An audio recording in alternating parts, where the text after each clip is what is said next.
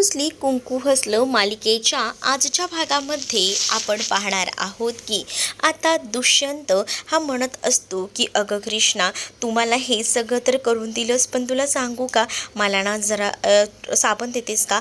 मग ती आता हळूच ना त्याला साबणही देते, पण त्याला ना शॉवर खाली करायची आंघोळ असते. मग आता तो म्हणतो की यार इथे शॉवर नाही गं, मला शॉवर हवा होता. मग इकडे कसा शॉवर असणार आहे, आपण कुठे राहतोय तुम्हाला तर माहिती आहे ना, मग इकडे काही सोय होणार नाही आहे. पण आता त्याचा हट्ट असतो की तू काहीतरी कर आणि मला इथं शॉवर आणून दे. मग तो स्वतःहून आंघोळ वगैरे करायचा प्रयत्न करतो, अंगावर पाणी टाकत असतो. त्या तांब्याने पण त्याला ते जमत नसतं ते अंगावर पाणी घ्यायला, कारण घरात त्याला शॉवर घ्यायची सवय असते. आणि या सगळ्या सवयींमुळे आता त्याचे खूप जास्त हाल होत असतात आणि त्यामुळेच त्याची सगळीकडनं पंचायत झालेली असते. आणि तो आता इकडे मात्र रिक्वेस्ट करत असतो आणि म्हणत असतो की काहीतरी कर ना प्लीज प्लीज, असं नको ना करूस, काहीतरी कर, पण मला ना शॉवरखाली आंघोळ करायची आहे, असंही तो आता म्हणतो. त्यावर मात्र आता कृष्णा म्हणते की बरं ठीक आहे, बघते मला काही करता येतं आहे का, जमतं आहे का बघते, जरा थांबा. आणि असं बोलूनच ना ती आता त्याला थांबवते. आणि जसं ती त्याला थांबवते ना तेव्हा तिथे तिला पाईप दिसतो, एक पाण्याचा मोठा असतो. तो पाईपानेच ते आता काहीतरी करायचं ठरवते, कारण तिला असं वाटत असतं की जर हा पाईप लावला तरच काहीतरी होऊ शकतं. आणि तिथे ना एक दुसरा व्हाईट कलरचा पाईप ठेवलेला असतो, जो की आपण काही कॉक वगैरे लावण्यासाठी, लाईन्स वगैरे घेण्यासाठी वापरतो. आणि मग तो त्याला नेमकं तो पाईप भेटतो पांढऱ्या कलरचा. त्या पाईपला ती आता छिद्र पाडते आणि त्यानंतर जो आपला तोटी असते ती त्याला जोडते, जेणेकरून त्याच्यातून निदान पाणी येईल. जे की पाणी नळातून येतं ते असं फवाऱ्यातून येईल. आणि त्याला तिने होल वगैरे पाडल्यामुळे ना आता तिला असं वाटत असतं की हे काम जे आहे ते सोपं होणार आहे. आणि त्यासाठी तिचे हे प्रयत्न सुरू असतात. ती आता म्हणत असते की 2 मिनटं थांबा, फक्त बघा मग कसं होईल, ते सगळं एकदम मस्त होईल, फक्त बघतच बसा, असंही ती म्हणते. आणि त्यावेळेला जेव्हा ती या सगळ्याचं नियोजन करते ना त्यावेळेला त्यालासुद्धा आवडतं. तो म्हणत असतो की अरेच्चा, या सगळ्या गोष्टी तर एकदम परफेक्ट करतेस की तू, आणि मला तर वाटलं होतं की तुला हे जमणार नाही, पण एकदम परफेक्ट जमवलंच बघ. आणि त्याच्यातून ना आता पाणीसुद्धा यायला चालू होतं. जसं पाणी अंगावर पडतं ना तसं तो खूप जास्त खुश होतो, तो हसायलाच लागतो. तो म्हणतो की खरंच ना ही आयडिया खूप जास्त भारी आहे. अगं अगं थांब, पण ना साबण राहिला, साबण दे गं तेवढा. आणि मग आता तो साबण मागत असतो, त्याची आंघोळ वगैरे होत असते मस्त. आता ती त्याला म्हणते ओके ना, आता कसा वाटला माझा जुगाड. मग आता त्यालाही हे सगळं आवडतं. तो म्हणतो की मला तर तुझी कल्पना खूपच जास्त आवडली. त्यानंतर तो टॉवेल मागतो. जसं आता ती टॉवेल आणण्यासाठी म्हणून आतमध्ये जाते, तसं मग आता ती त्याला टॉवेल आणून देते आणि म्हणत असते की घ्या किंवा, पण आता तो टॉवेल घ्यायच्या बदली ना तो तिलाच आतमध्ये ओढतो. मग ती म्हणत असते की तुम्ही काय करताय, तुम्हाला तरी कळतंय का. अहो थांबा थांबा, अहो कोणीतरी बघेल ना, आपल्याला प्रचारासाठी पण बाहेर जायचं आहे, बघू दे ना कोणी बघायचं आहे ते. मग काय मी काय माझ्या बायकोसोबत रोमांस पण करू शकत नाही का, तू माझी बायको आहेस ना, मग तुझ्यासोबत मला वेळ घालवायचा आहे तर मी तो कसाही घालवू शकतो, मी काही दुसऱ्यांच्या बायकोसोबत काही करत नाही आहे, असंही तो म्हणतो. त्यामुळे आता कृष्णा हसत असते, पण कृष्णा म्हणते अहो मी आंघोळ केली होती. मग तो म्हणतो आंघोळ केली असेल म्हणून काय झालं, परत काय भिजू शकत नाहीस का, परत आंघोळ करू शकत नाही का, तुला माझ्यासोबत आंघोळ करावीच लागेल, असंही तो आता म्हणतो. आणि तिला पूर्णपणे भिजवतो. आणि जेव्हा ती पूर्णपणे भिजते ना तेव्हा तो तिच्या अंगावर मुद्दामून पाणीही टाकत असतो आणि म्हणत असतो की हे असंच करायचं आहे. खरंच ना मला आवडलं आहे आपण काय करतो, ही कल्पनासुद्धा आवडली. आता दोघंही जण त्या पाण्यामध्ये इतके रमून गेलेले असतात ना की त्यांनाही भान नसतं. आणि त्यामुळे ते दोघंही जण मस्त एन्जॉय करत असतात त्या पाण्यामध्ये. आणि त्यामुळे ना कृष्णाच्या चेहऱ्यावर सुद्धा हसू येतं. कृष्णासुद्धा एका वेगळ्याच दुनियेमध्ये हरवून जाते, कारण तिलाही आता कळून चुकलेलं होतं की प्रेम करण्याची जी काही गोष्ट आहे ती एकदम भारी आहे. म्हणजे ते प्रेम कुठेही होऊ शकतं, जसं की आता ह्यालाही झालेलं होतं. आता तोही विचार करत होता, तो ह्या भिजलेल्या कृष्णाकडे एकटक पाहत होता, तो एकदम रोमॅन्टिक झालेला होता. आणि हळूहळू तो जवळ घेत होता कृष्णाला आणि कृष्णाही त्याच्या जवळ जात होती. आणि या सगळ्या जेव्हा गोष्टी आता दोघांच्याही आत घडत होत्या तेव्हा मात्र आता हे दोघंही जण जे इतके रोमॅन्टिक झाले होते ते अगदी जवळ, अगदी ओठांपर्यंत पोचले होते. त्यानंतर दुसरीकडे आता दाखवण्यात येतं की आता खूप छान असा शिरा जो आहे तो बनवलेला असतो आणि तो अनुसयाने खास इथे बनवलेला असतो आढळरावांसाठी. आढळराव जेव्हा तो शिरा बघतात तेव्हा ते म्हणतात की अरे च्छा, इतका भारी सुगंध सुटलाय ना या शिऱ्याचा की काय तुला म्हणू. म्हणजे ना मला पहिल्याचे दिवस आठवतात. आपण जेव्हा पहिल्यांदा एकत्र राहायचो आणि तेव्हा या सगळ्या गोष्टी ना विसरता येत नाहीत ना. खरंच तेच बरोबर आहे. म्हणजे या सगळ्या गोष्टी आहेत ना आपल्या आयुष्यात कशा घडतात ना. एवढे दिवस झाले तू माझ्यापासून लांब होती, तुझा सहवास माझ्यासाठी महत्त्वाचा वाटत होता आणि आता तू माझ्या जवळ आलीस आणि मला तू इतकं गोडधोड खाऊ घालतेस ना. त्यामुळे मला असं वाटते की पहिल्याचे जे दिवस होते, जे 26 वर्ष होते ते कसेच निघून गेले आणि आता चांगले दिवस आलेले आहेत असाही विचार ना माझ्या मनामध्ये येऊ लागलेला आहे. मग हे सगळं ना फक्त आणि फक्त कृष्णामुळेच होतंय असंही आता ते म्हणत असतात. आणि त्यावेळेला खरंच ना कृष्णाने ना लय आपल्या दोघांना एकत्र आणण्यासाठी मदत केलेली आहे. पण तुम्हाला सांगू का, खरं तर ना समोरचा स्वभाव बी ना तुमच्यासारखाच आहे बघा. म्हणजे सगळ्यांची मनं आपली जपत राहायची आणि सगळ्यांच्याबद्दल विचार करायचा. आपल्या समोर ना अगदी तुमच्यावर गेलाय बघा असं देखील अनुसया म्हणत असते. अनुसया असं म्हणते तेव्हा आढळराव म्हणतात की माझा दुष्यंत बी चांगला आहे, त्याच्या आईच्या स्वभावावर बिलकुलही गेलेला नाही आहे. तो ना अगदीच ना माझ्या स्वभावावर गेला आहे. मला तर असं वाटतं ना त्याचा स्वभाव ना अगदी तुझाच आहे. तो फक्त मला त्या बाळजाबाईच्या पोटी जन्माला आलाय पण त्याच्यावर जे संस्कार झाले आहेत ना ते अगदी तुझे आहेत.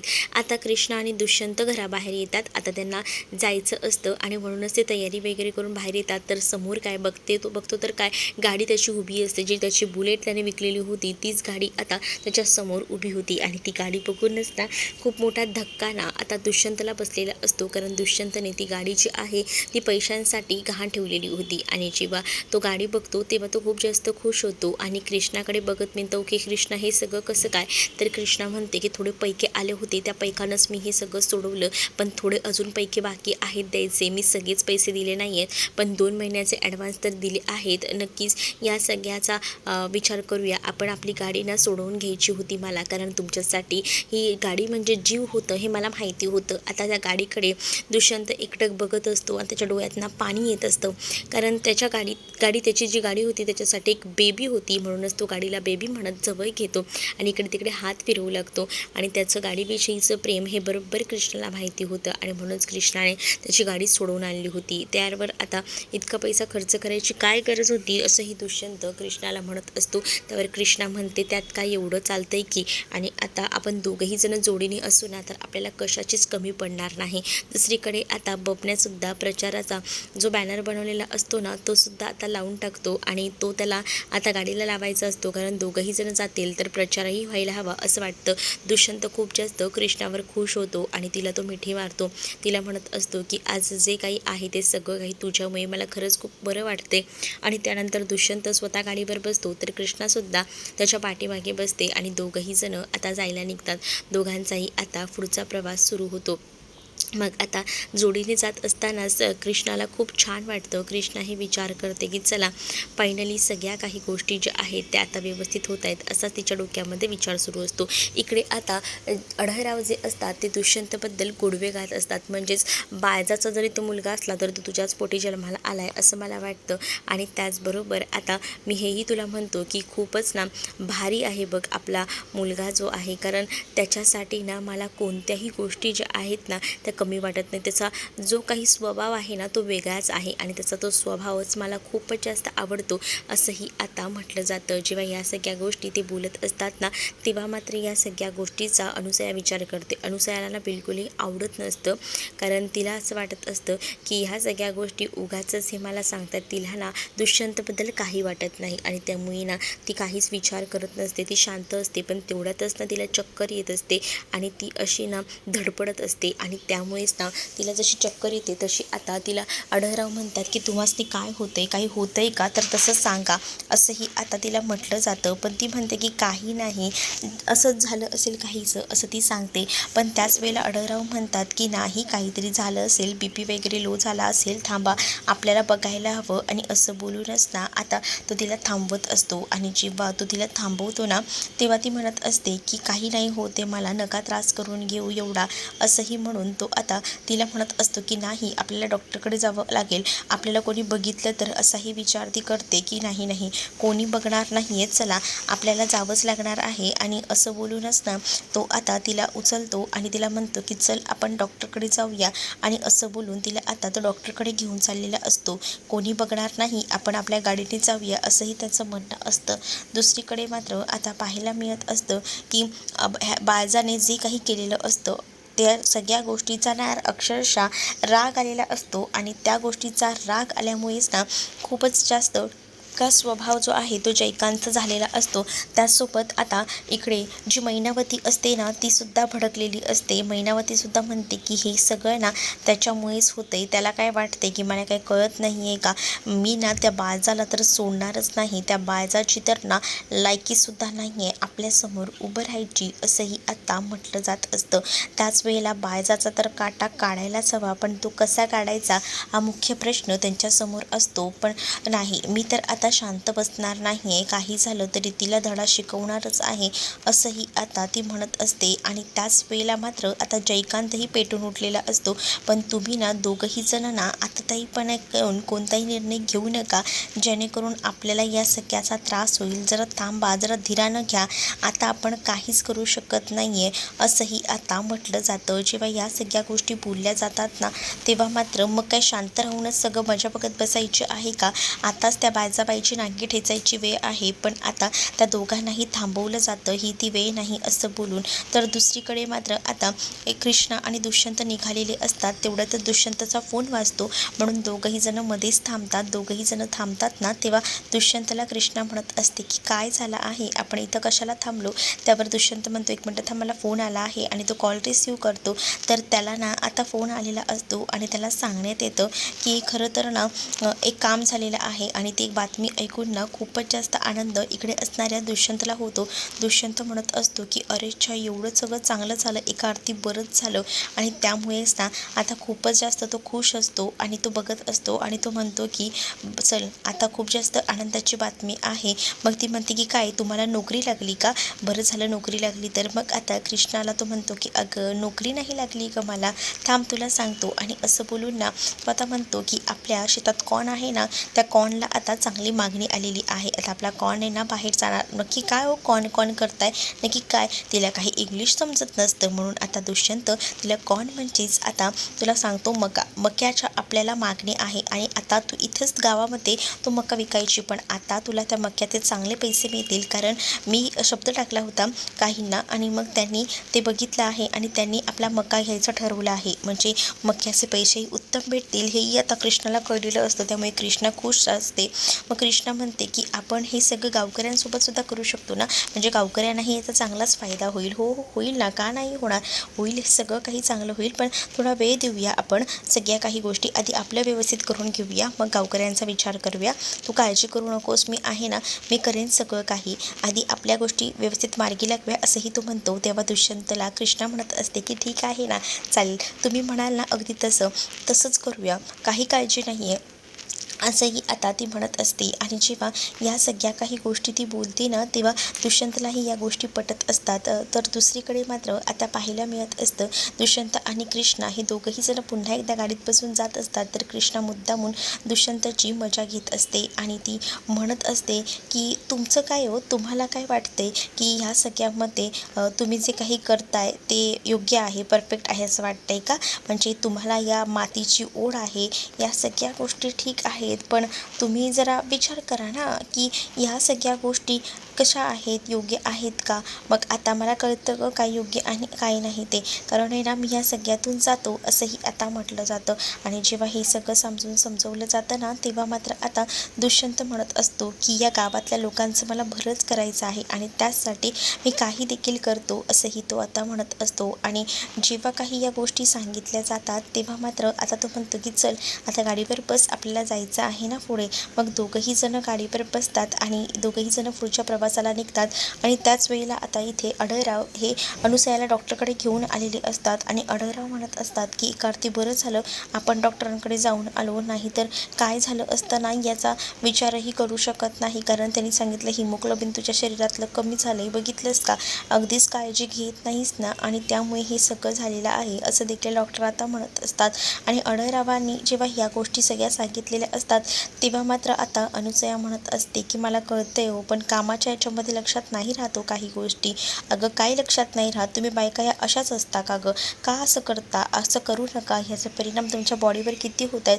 ती कृष्णाही तशीच काही ऐकून घेत नाही, पण ती तरी तरुण आहे, पण तू कुठे आहेस एवढी, हे तुलाही समजून घ्यायलाच हवं ना, असंही आता ते म्हणत असतात. तर दुसरीकडे मात्र आता दुष्यंत आणि कृष्णा गाडीने जात असतात ना तेव्हाच त्यांना ना समोर असलेले हे दोघंही जण दिसतात. आणि जसं ते दोघंही जण दिसतात ना तेव्हा दुष्यंत मुद्दामून गाडी फास्ट चालवतो आणि मुद्दामून गाडी फास्ट चालवून ना त्या दोघांच्याही मध्ये येतो आणि गाडीमध्येच थांबवून आता तो गाडीतून उतरतो आणि म्हणत असतो की काय हो, तुम्हाला जराही लाज वाटत नाही का, सगळी लाज लज्जा सोडून दिली आहे का तुम्ही, हां तुम्ही हे सगळं काय करताय, म्हणजे मला तुमच्याकडनं ही अपेक्षा नव्हती, आधी मला माहिती होतं की हे सगळं तुम्ही असं करता, पण एवढी लिमिट क्रॉस कराल ना एवढं मला वाटलं नव्हतं, असंही आता तो म्हणत असतो. आणि जेव्हा या सगळ्या गोष्टी तो सांगतो ना तेव्हा मात्र आता अढळराव शांत करायचा प्रयत्न करत असतात, पण या सगळ्यामध्ये ना खूप काही जे आहे रागारागाच इथे हा बोलत असतो. आणि जेव्हा ह्या रागारागात गोष्टी बोलतो ना इथे दुष्यंत तेव्हा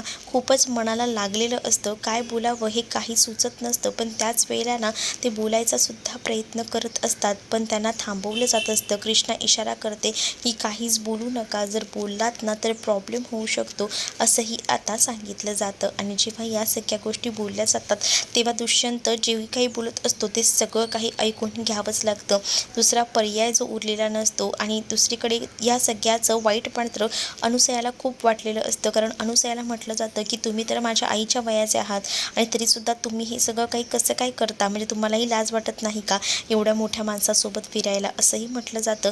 त्याच वेळेला तिच्या डोळ्यातनं पाणी येत असतं, पण ते पाणी ती थांबवू शकत नसते. मग आता ह्या सगळ्या गोष्टी जेव्हा घडत असतात ना तेव्हा मात्र दुष्यंत थांबवायचा प्रयत्न करत असतो. दुष्यंत म्हणत असतो की या सगळ्या गोष्टी ठीक आहेत, पण जरा थांबा, मला ना ह्या गोष्टी आवडल्याच नाही आहेत मुळात, तुम्ही जे जे काही करताय ते. आणि त्यानंतर तो रागातच ना गाडीवर बसून निघत असतो. कृष्णालाही म्हणतो की बघितलंस का ही कशी आहे ते, बघितलंस हा माणूस कसा आहे, तुला मी म्हणत होतो या माणसावर विश्वास ठेवू नकोस, अगं ह्या माणूस आहे ना लायकीचा नाही आहे, मला माहिती आहे ना, ह्यानं माझ्या आईला आधीसुद्धा त्रास दिला आहे, हे काही काही आता दुष्यंत खूप काही बोलतो. आणि दुष्यंत जेव्हा हे सगळं काही बोलतो ना तेव्हा कृष्णाला काहीच बोलता येत नसतं, कारण सगळीकडनं कृष्णाची बोलती बंद झालेली असते, ती अगदी शांत राहते आणि ती विचार करते की हे समज काय होऊन बसलं, आणि ती इकडे तिकडे पाहू लागते. तर दुसरीकडे मात्र आता ह्या गोष्टी अशा होत असतात की कृष्णा या सगळ्यात बोलूसुद्धा शकत नसते, पण तिला या सगळ्या गोष्टी आता माहिती झालेल्या असतात. ती विचार करते की जाऊ दे, जेव्हा ह्यांना सगळं समजेल ना तेव्हा हे स्वतःहून या सगळ्यामध्ये त्यांचे आभार मानतील, ह्या दोघांचेही नातं जे आहे ते सगळं काही चांगलं होईल, हाही विचार ना डोक्यामध्ये येत असतो कृष्णाच्या. कृष्णा आणि दुष्यंत आता तिकडनं जायला निघतात. तर दुसरीकडे मात्र आता पाहायला मिळत असतं की अढळराव खूप जास्त रडत असतात. अढळराव जेव्हा रडत असतात ना तेव्हा अनुसयाला सुद्धा वाईट वाटत असते, कारण अनुसयाला खूप जास्त काही आता तो बोलून गेलेला असतो आणि त्या गोष्टीचा राग ना खूपच जास्त येत असतो, पण काही केल्या बोलू शकत नसतात. अढळराव आता अनुसयाला शांत करतात आणि गाडीवर बसवून पुन्हा एकदा घरी घेऊन जात असतात. दुसरीकडे आता पाहायला मिळत असतं की जेव्हा दुष्यंत घरी जातो तेव्हा तो जेवत वगैरे सुद्धा नाही, कारण सतत ना त्याला तेच विचार आठवत राहतात आणि तेव्हा त्याच्या डोळ्यासमोरून काहीच जात नसतं, सतत सतत तेच विचार ना डोळ्यात फिरत राहतात. आणि त्यामुळेच ना आता ती विचार करत असते की, आणि ती म्हणते कृष्णा जे आहे ती म्हणते की थोडं तुम्ही खाऊन घ्या ना, पण दुष्यंत म्हणतो की मला काहीसुद्धा नको आहे, का तुम्ही इतका विचार करताय, असं करू नका, थोडं खाऊन घ्या म्हणजे तुम्हास नेहमी बरं वाटेल. आणि असंही जेव्हा आता सांगितलं जातं तेव्हा तो म्हणतो की त्या माणसाला ना मी कसं विसरू, त्या माणसानं जे काही केलं आहे ना ते खूपच चुकीचं केलं आहे, आणि त्या माणसामुळे ना आज माझ्या आईची ही अवस्था आहे, त्या माणसाला ना मी सोडणार नाही आहे. आज अजूनही एवढं वय झालं, त्याला अक्षरशः मुलं झाली, तरीसुद्धा तो माणूस अजूनही तेच करतोय, म्हणजे किती खालच्या तराला जाऊन हा माणूस असा वागतोय, असंही आता अढळरावांच्या बद्दलच तो म्हणत असतो. पण दुसरीकडे आता घडलेली गोष्ट जी आहे ती आता सांगितली जात असते. अनुसया जेव्हा ही सगळी गोष्ट समरला सांगते तेव्हा समरला राग येतो आणि समर अमर या सगळ्याचा बदला घ्यायचा ठरवतो. दुसरीकडे बाळ दुष्यंतच्या गैरहजेरीत कृष्णाकडे जाते आणि कृष्णाला सुनावत असते आणि म्हणत असते की बघ तू हरणार आहे. तर दुसरीकडे कृष्णाही सांगत असते की मी काही हरत नसते, बघा मी तुम्हाला काय करते ते तुमचं. आणि त्याच वेळेला तुम्ही गोष्ट लक्षात ठेवा की तुम्हाला असं वाटत असेल की तुम्ही जिंकणार आहात, पण तुम्ही हरणार आहात आणि तेव्हा कोणाला तोंड दाखवायची सुद्धा लायकीचे उरणार नाही. आणि मग तुम्हाला एवढं बोलतेस, तुझी इतकी हिंमत, असं बोलूनच ना आता ती तिच्यावर हात उचलत असते. तेच कृष्णाने तिचा हात धरलेला असतो. तर तुम्हाला हा भाग कसा वाटला कमेंटमध्ये मला नक्कीच सांगा आणि अशाच नवनवीन भागांसाठी चॅनलला सबस्क्राईब करा.